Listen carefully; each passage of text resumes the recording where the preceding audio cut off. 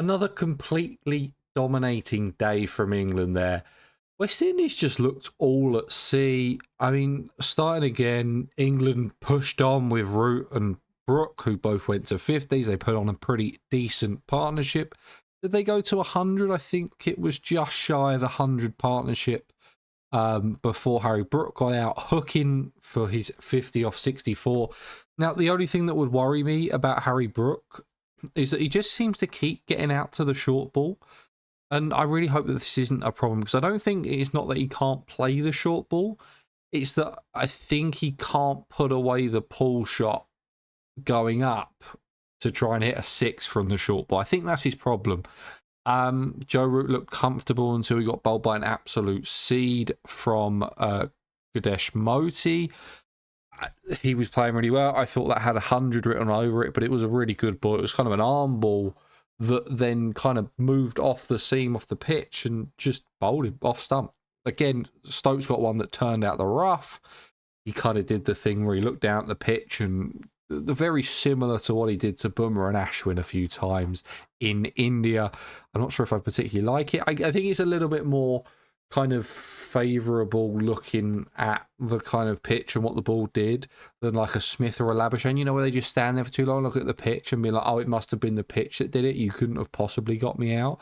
I think it's more Ben Stokes appreciating a decent ball, and those 2 wickets that Moti took today were absolute seeds. They really were. Jaden Seals 4 for 77, proving that his experience playing for Sussex is doing him well. Older 2 for 58. Alzari Joseph expensive, 1 for 106 from his 18. As I said, Moti took 2, and Brathwaite bowled 0 for 6 from his 2 overs. The thing that would worry me, Shamar Joseph couldn't bowl more than 4 overs at a time without going down with cramp, hamstring, a groin, just something like that. Honestly, he was constantly on and off. Like, there was one point where he couldn't even finish his over. That's why Brathwaite had to bowl the last couple of overs before the new ball. So that would worry me if I'm West Indies, realistically. I thought Jamie Smith played really well with a bat today for England. 70 of 119, managed to show intent when he was batting with the tail. So Bashir did well to... I don't think he's quite got that kind of the milking the strike that, say, like a Ben Stokes has, or someone like that that's got a lot more experience in doing that. And batting at 7, he is going to have to learn to do that. I completely understand that he's coming from Surrey. He batted number 4 at Surrey, so I don't expect him to do it straight away. But I would like him to kind of... I don't want Bashir facing a full over of pace, if you know what I mean. Like, I don't want... I feel like Bashir facing 17 deliveries. Okay, Bashir's no mug with the bat. He's not great. You're not expecting him to do loads, but I thought Jamie Smith probably should have faced more deliveries in that. But the 6 that he hit out the ground, like, he literally hit it onto the road at Lord's. Unbelievable. What a shot that was. That really was impressive. And I thought, again, he was good with the gloves. I mean, he's just kind of proving that I think he is the player that we needed. I would have gone with Ollie Robinson from Durham. I have to admit, if it was my choice, I would have gone with Ollie Robinson. And that's not... I think I might have been wrong. I mean, I know he's only played 1 innings and kept for an innings and a half, so it's not a very big sample size. And again, the bowling attack is better than the batting lineup for West Indies, but it's not top tier talent. You're not taking on an India or Australia or even a South Africa. But for what he offered today, is 70 off 119. I thought he batted well. I thought he batted very sensibly at the start, got himself in and managed to go through the gears when it came to it.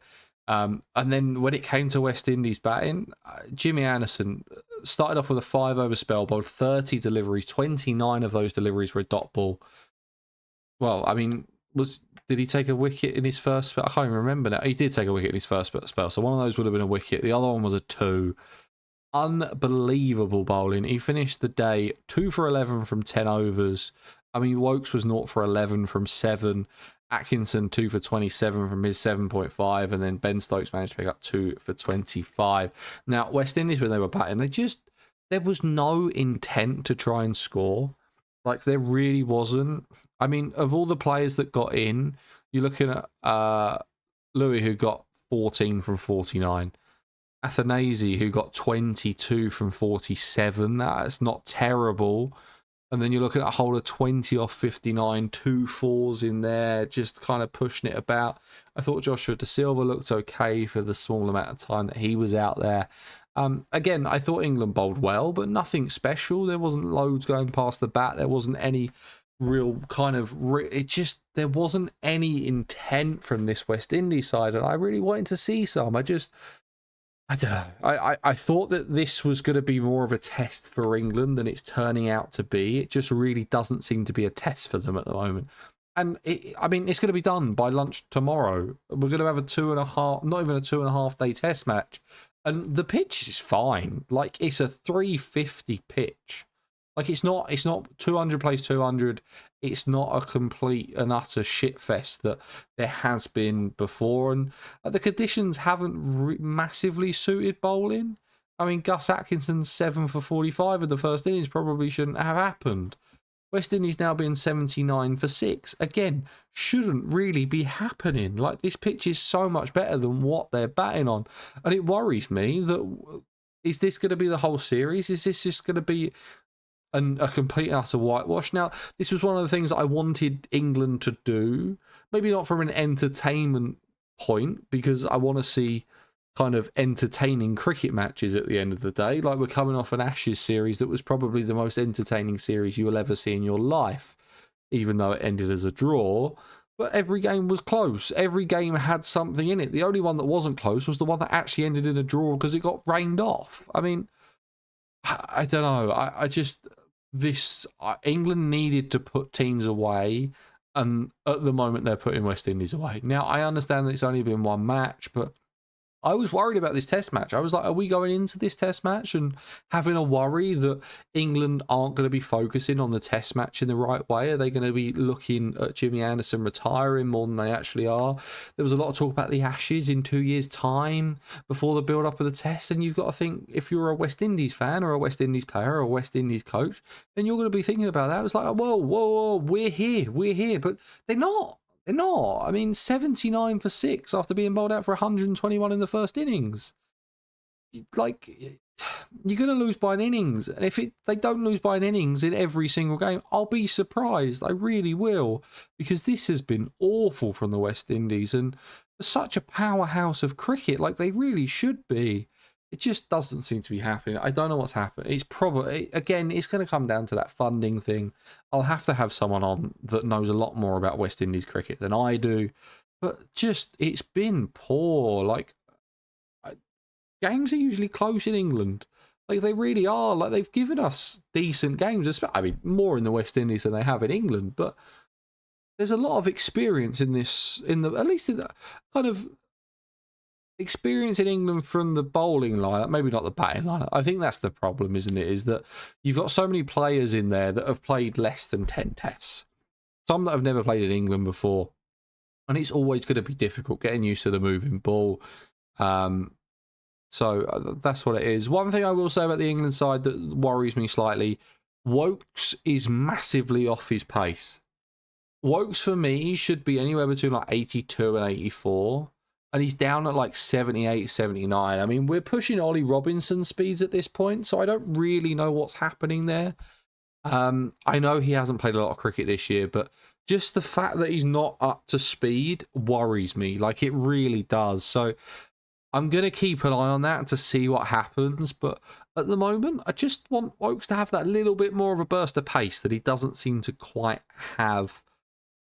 Anderson's obviously done after this test, and fair enough. Like, I don't really have anything else to say. I will do my Jimmy Anderson bit when the game ends tomorrow, of what I think that we should have done. Again, Gus Atkinson looks good, and Ben Stokes bowling. When England have Ben Stokes bowling, they are a completely different team.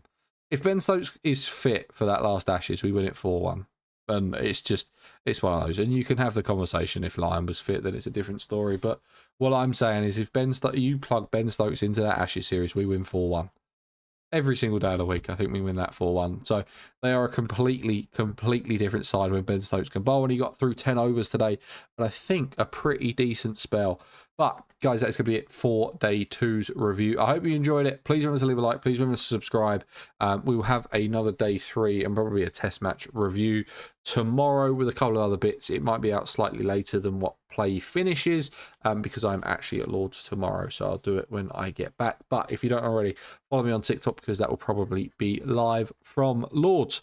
So like on the video, subscribe, put the bell notification on, comment down below what you thought of the game today, and I'll see you guys in the next one.